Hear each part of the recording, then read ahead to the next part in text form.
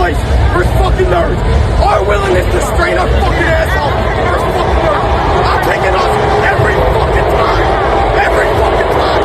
Our willingness to support our fucking for his fucking nerds. I'm taking us every fucking time. Freeman said it best. And let this fuel your fucking mind and heart. It's God, it's country, and it's motherfucking Notre Dame. Fuck, I do want to. Fuck. Trojan family, Trojan gang. It's Mr. Fido Forever in the building. And today, I'm about to talk about a couple of offensive linemen that USC need to look at coming out of Notre Dame and how we could post to. See, Notre Dame, they had 3 offensive linemen hop in the portal recently, right? 2 of them starters. One of them, Rocco Spindler, who played right guard, is a position of need that we need. Especially, this would be a perfect replacement for Pregnon, you hear me? And you got Pat Coogan, even though he's a center, I feel like he can play any position inside, right? And he's the guy you've seen at the beginning of this video with that emotional pregame speech. I like his fire. I like his fire. I like his mentality, right? I love that. That got me pumped up. He made me want to play. So I'll bring him on the team just because of that. But he's also a starter along with Rocco Spindler, right? And we're going to talk a little bit about a Michigan offensive tackle that hopped in the portal out of Cali as well, right? So first, let me start with your boy, Rocco Spindler. Now, Rocco Spindler is a 6'5", 325 pound. Inside offensive lineman, played right guard at Notre Dame, and he did his thing, right? This kid's strength, one of his first elite traits that I like about this kid is that he was the least penalized offensive lineman in the country, Rocco Spindler, right?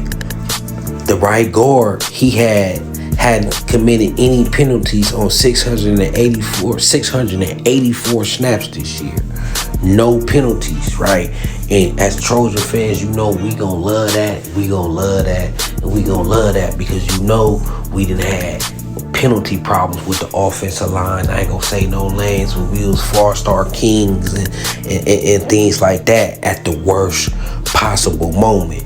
This kid airtight, don't make no mistakes, play within the rules. The referee never threw a flag on how this kid moving. Also, he was the best red zone pass blocker on Notre Dame. He wasn't allowing no snaps or pressures, right? At one point, he hadn't allowed a pressure on, I think, like 41 straight snaps. I think he finished the year with only like 2 or 3 pressures in the red zone.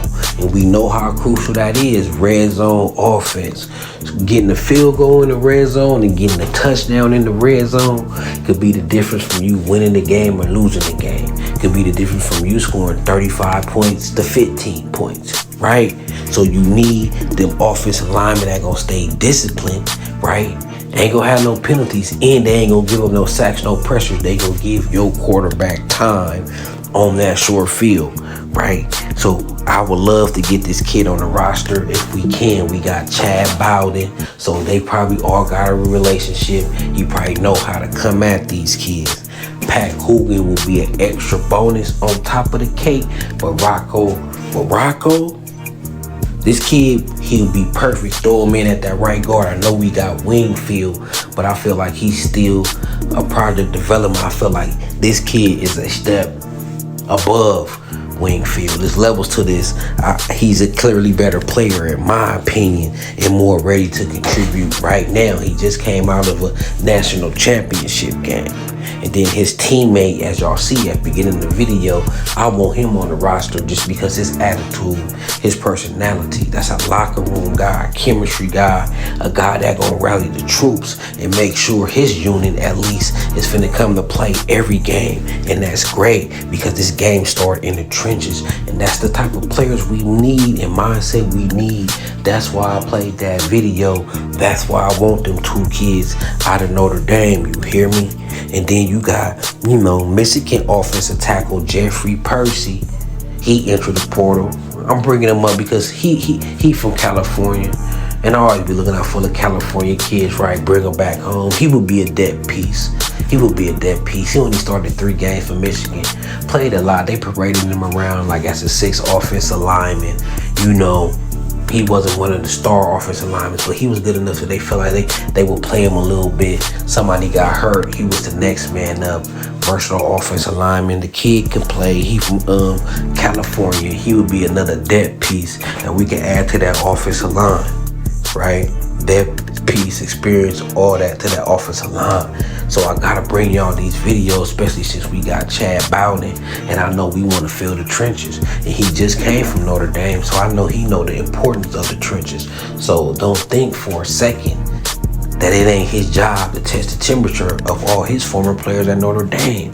Of course he gonna call in and tap in, especially if they in the portal. This is not tampering. So they in the portal, I'm pretty sure he's on the phone with them. And I'm pretty sure he value them more than, let's say, Dave Emmett would have valued them. So if Rocco, Spindler, and these guys, Pat Coogan, if they give USC a holler here, I know Chad Bowden is not going to lowball these guys and give them a good deal. And I'm telling y'all, if we get Spindler and Coogan, we're going to have to start raising expectations for this team. Now we rocking and rolling, right? We get Spindler. You know what I'm saying? People gonna start looking. They gonna start paying attention to USC. They gonna be like, hold on, they done took Notre Dame GM and took one of their best offense. Okay, USC and Lincoln Riley is cooking something, and they get down to serious to business. And we getting our administration right.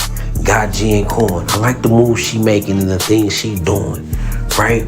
Got DeAnton Lynn. Got Coach Henny. Got Doug Belts. Got Matt Ince.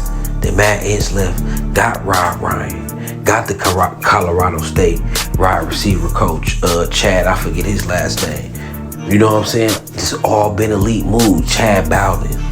We building a dynasty type coaching roster, culture, and front office.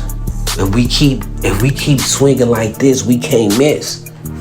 If we keep swinging like this, we can't miss. If we got great hires on every coaching position and in the administration, we can't miss. And I forgot to tell y'all on the last live I did, but Jen Cohen said our NIL is now robust. Now, we didn't heard Lincoln Riley say our NIL is robust, but it's a different thing when you hear Jen Cohen say it's robust now. So if these things are true, we rocking and rolling, and USC gonna be back sooner than y'all think. People are sleeping on this program. This is the perfect time to really have a strong bounce back, coming off 7-6. Right? They thought our peak and our best was with Caleb. They thought that was the best to come. Nah, a monster is building up. USC is building something that's long and sustainable, and people, a lot of colleges is going to end up copying and practicing USC model, which is NFL type leadership in the program, pro style college football program, this pro style, right? That's what we gonna modernize and revolutionize and be the first to do it. We giving you all NFL coaches or coaches that done sit plenty players to the NFL administration, leadership, guidance, consultation, all that. That's gonna be the new USC and a new formula for taking back our crown. You hear me?